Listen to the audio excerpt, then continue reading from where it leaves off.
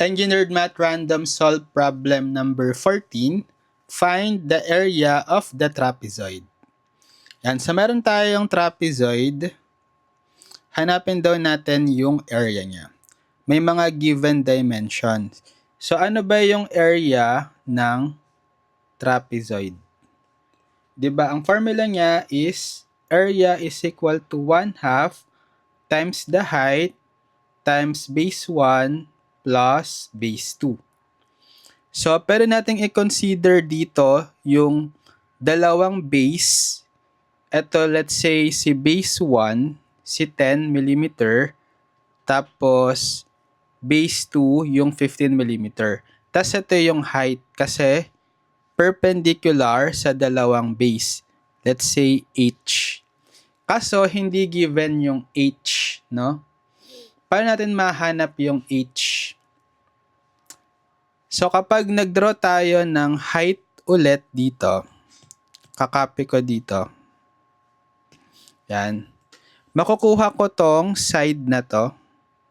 Right? So, this is 90 degree din kasi height din siya. Ngayon, etong, let's say, side na to, let's say L. Paano natin makukuha? Diba, this is total of 15, yung base 2. Minus yung base 1, 10. So, 15 minus 10, 5. So, this is 5 mm. This is a right triangle. Given itong hypotenuse na 13 mm.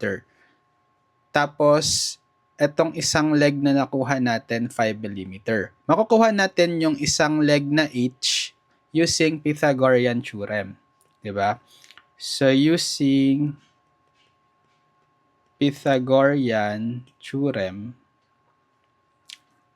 sum of the squares of the leg is equal to the square of the hypotenuse. So, yung sum of squares ng dalawang legs, bale si h square plus 5 square is equal to the square ng hypotenuse, 13 or 13 square. Solve natin dito si h.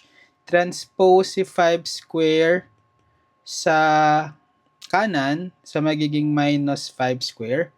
Then get the square root of both sides. So square root of h square is h. Actually, plus minus to. Dalawang sign. Isang positive, isang negative. Pero dahil ano lang tayo, kino-consider lang natin is yung length nung h, dapat puro positive siya, diba? So, i-disregard natin yung negative. So, only positive lang yung kuhain natin. And to get this value of h, we have square root of 13 square is 169 minus 5 square is 25. So, square root of 169 minus 25 is 144. And square root of 144 is 12. Yan. So, h natin is 12 mm. So, pwede na nating ma-plug in sa formula for the area ng trapezoid. So, area is equal to 1/2 times the height na 12 mm times base 1 is 10 mm plus base 2 is 15 mm. Yan. So, bale, 1/2 times 12 is 6 mm times 10 mm plus 15 mm is 25 mm. Yan. So, 6 times 25 is 150. Unit is millimeter times millimeter. Area is millimeter square. So, therefore, the answer is 150 square millimeter.